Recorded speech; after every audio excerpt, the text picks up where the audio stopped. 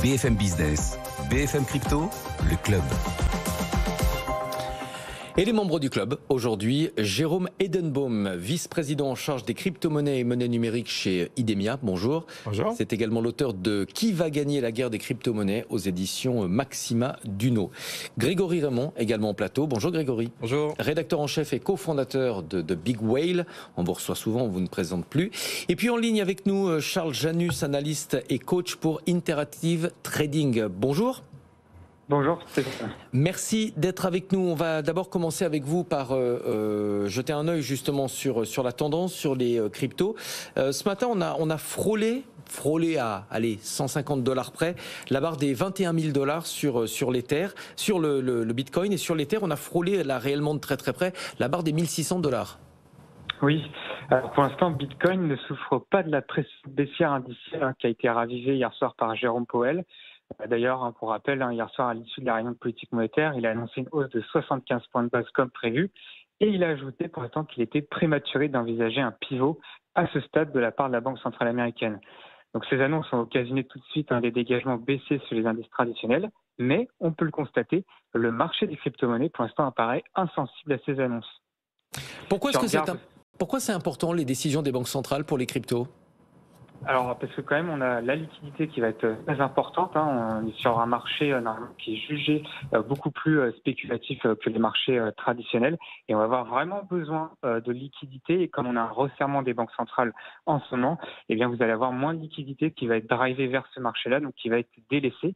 D'ailleurs, vous en parliez la semaine dernière sur BFM Crypto aussi.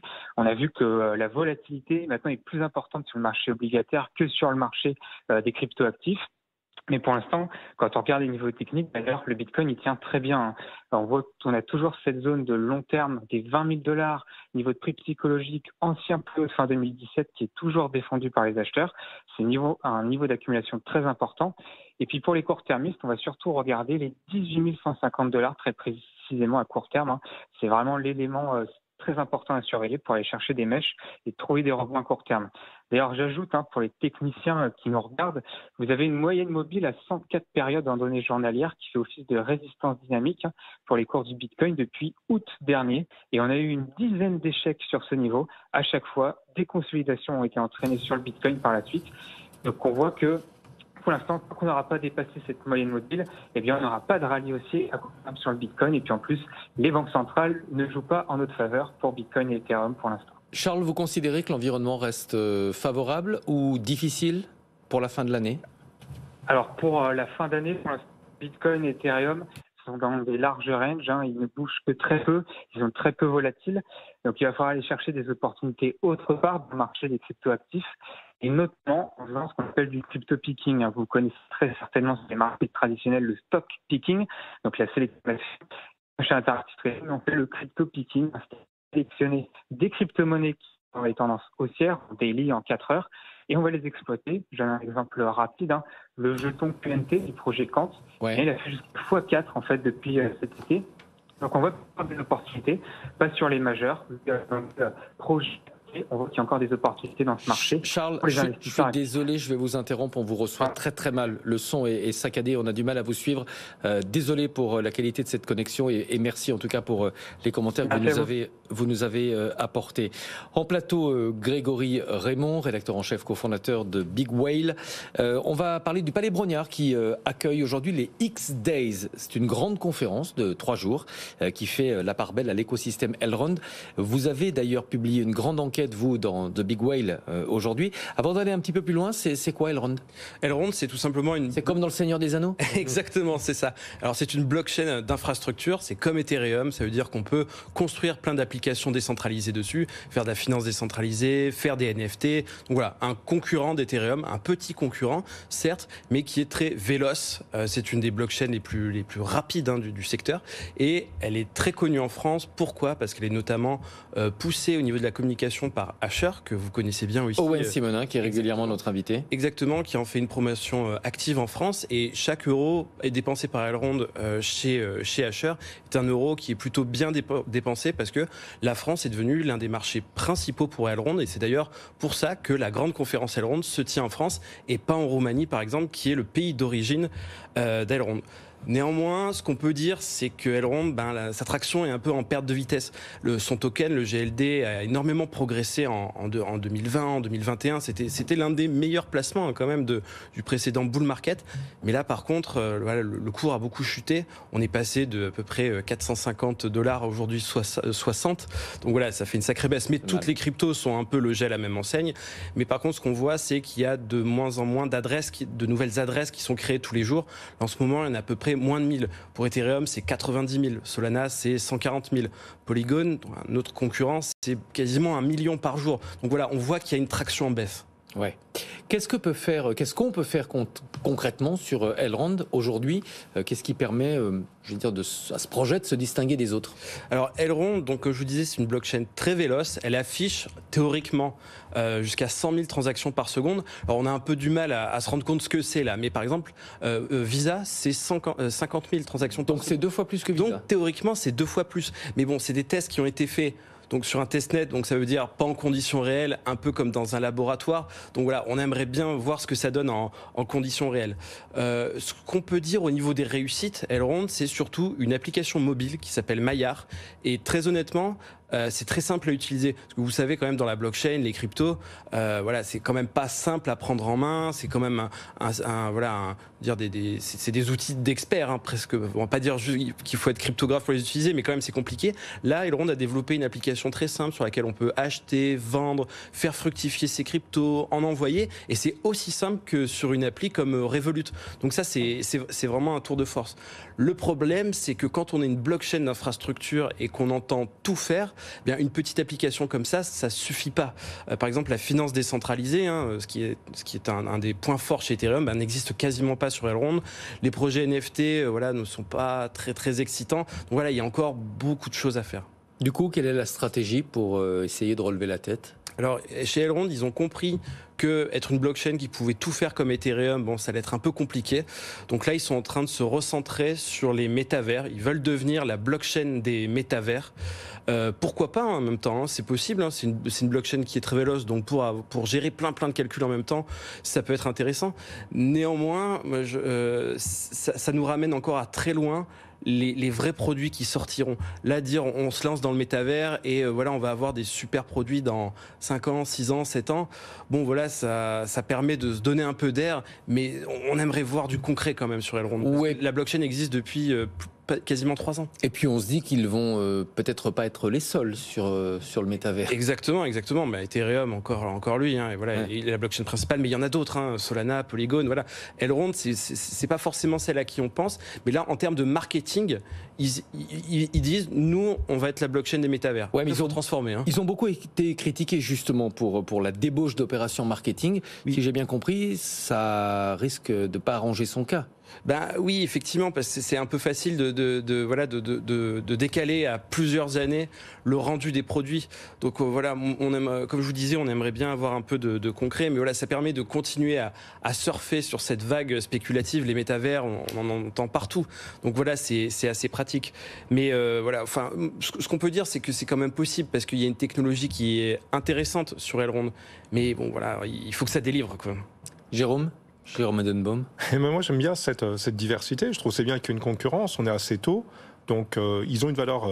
Tu parlais de l'application qui est une bonne application. Chacun a un peu sa valeur ajoutée. Polygon, dans le domaine, dans le monde Ethereum, apporte des choses très intéressantes, entre autres en matière de protection de la vie privée. Edera, Tezos, tout ça. Chacun apporte des choses. Il y a le marché qui est là. Il y a le métavers à prendre, qui en effet n'est pas là tout de suite, mais arrive. Et c'est le moment de prendre des positions. Et je trouve cette concurrence très saine. Et c'est très bien de voir justement toutes ces innovations. C'est très sain, mais quand on est une blockchain qui pèse plus d'1 milliard, qui prétend savoir tout faire. Juste une petite application sortie pour l'instant, une plateforme d'échange décentralisée. Voilà, j'ai peur que ce soit un peu léger par rapport aux concurrents qui font très très fort. Et c'est un marché qui est hautement concurrentiel. Et aussi, on sait que les suiveurs des projets, ils peuvent arriver en masse quand on a des choses à annoncer, mais ils peuvent aussi partir très très vite. Comme les cours, en fait, les suiveurs sont assez volatiles, on va dire, quoi. Donc il va falloir délivrer pour enfin ancrer la communauté dans quelque chose de concret, je pense. C'est à travers des événements comme les X-Day au Palais Brongniart qu'ils peuvent justement réussir améliorer leur image et avoir peut-être plus d'adresses créées tous les jours? En tout cas, ça fait pas de mal et c'est dans un lieu qui est quand même assez prestigieux. Donc, je pense que voilà, ça. En plus, le ministre du numérique était présent ce matin. Donc, ça donne un coup de projecteur dessus. Oui, quand même. Le ministre du numérique, Jean-Noël Barrot, c'est quand même, on va se dire, c'est un peu mouillé. Il en a fait de la communication sur Twitter. Il est très content d'accueillir l'événement en France et il faut aussi rappeler que pour la France, c'est aussi intéressant. On peut dire ce qu'on veut d'Elrond, hein. Il y a des points forts, il y a des défauts, mais en tout cas, c'est bien qu'une blockchain connue comme ça vienne faire son grand raout en France. Il y a peut-être aussi un commentaire intéressé, puisque son fondateur a annoncé dans les colonnes de Big Whale qu'il allait créer un bureau en France. Donc on comprend quand même l'attitude du gouvernement. C'est un nouveau signe que les leaders internationaux de la crypto nous voient comme une crypto-nation? Oui, j'ai l'impression que c'est... Mais vraiment?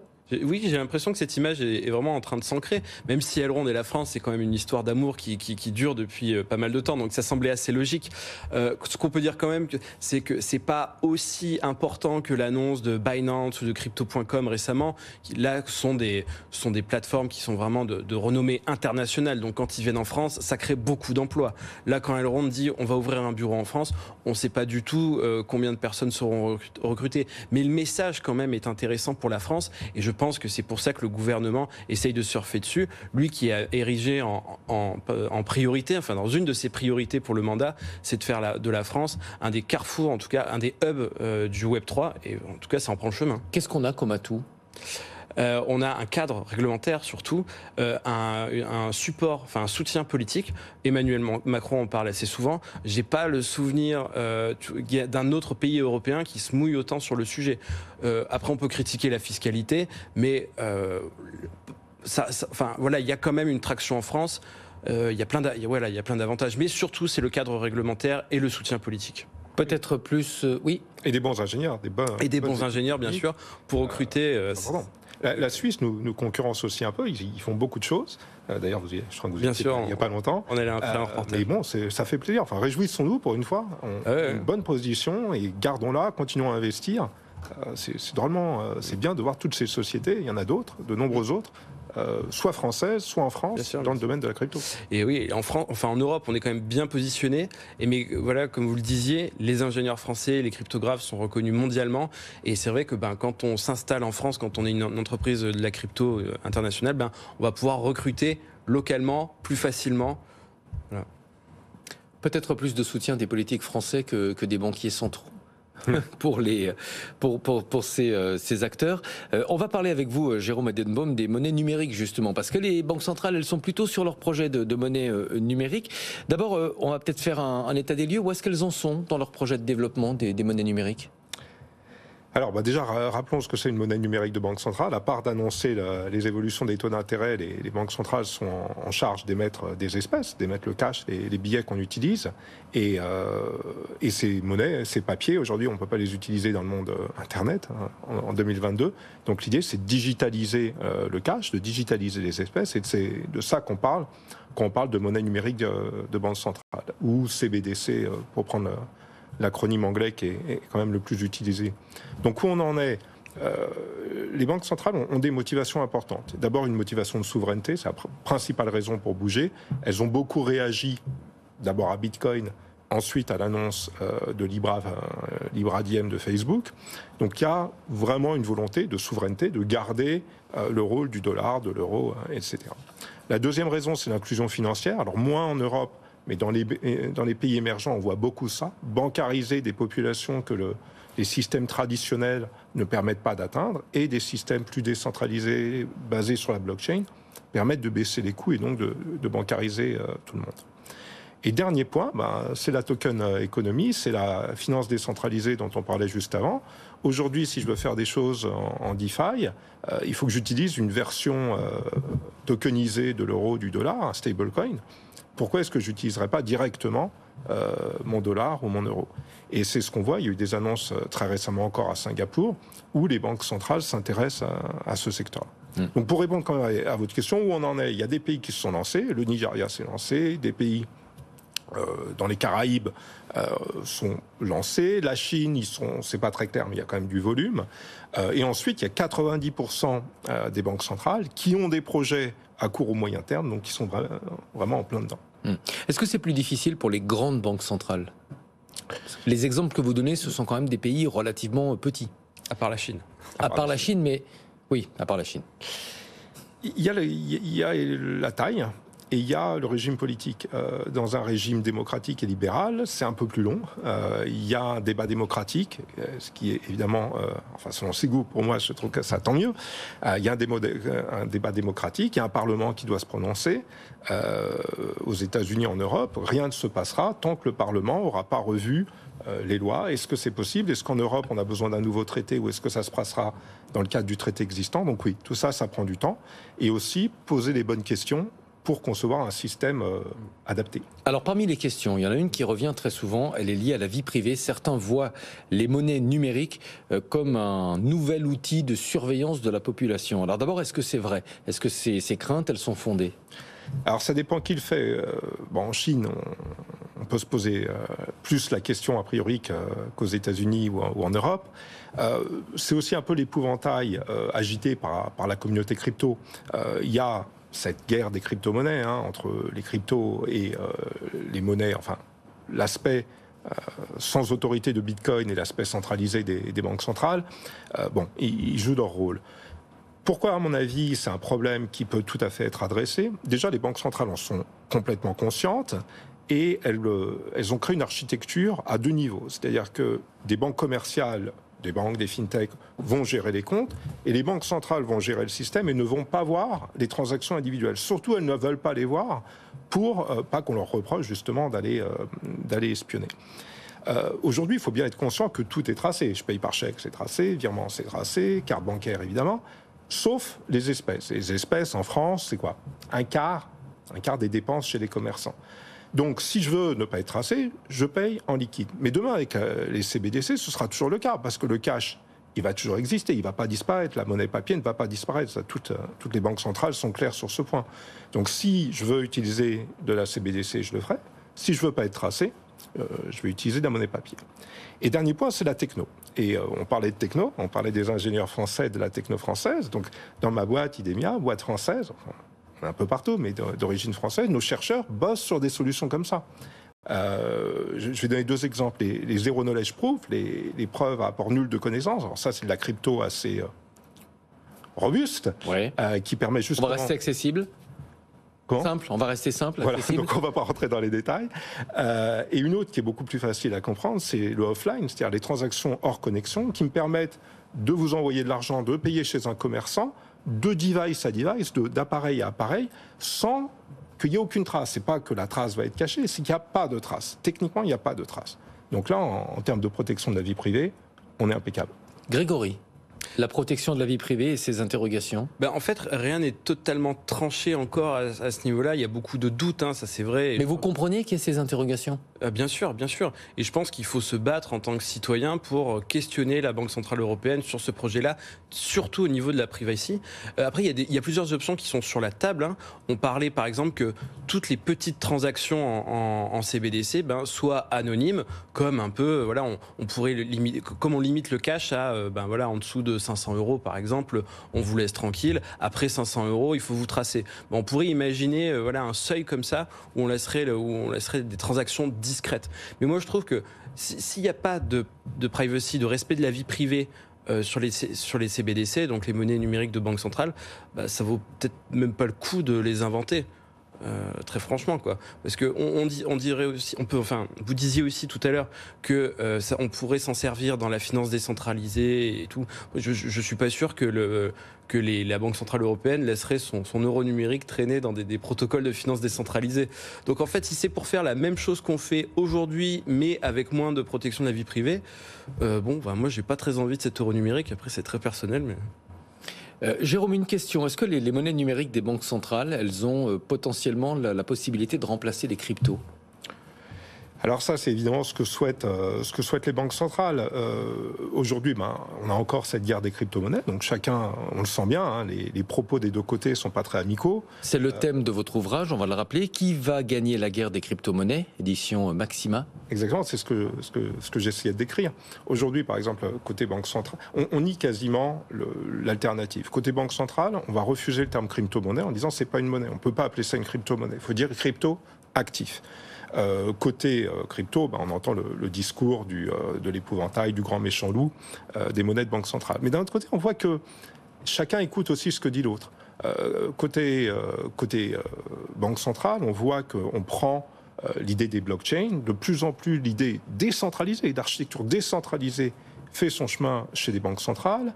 Côté crypto, alors disons stablecoin, un stablecoin c'est adossé quand même à une monnaie numérique, à une monnaie fiat, à une monnaie de banque centrale. Donc, moi, ma vision, c'est un peu comme ce qu'on disait tout à l'heure sur les différentes blockchains, c'est que tout ça, ça va cohabiter un jour. Et en tant que citoyen, j'aimerais avoir le choix. Si je veux utiliser des vrais cryptos, je peux les utiliser, évidemment dans un cadre légal défini. Si je veux utiliser de la monnaie privée, du stablecoin, libre à moi, si c'est mon goût. Et si je veux utiliser de la monnaie de banque centrale, parfait. On n'a pas l'impression que les banques centrales, elles aient envie d'une cohabitation. Je sais pas, moi. Je sais pas. Mais en tout cas, elles se sont bien mouillées sur le sujet.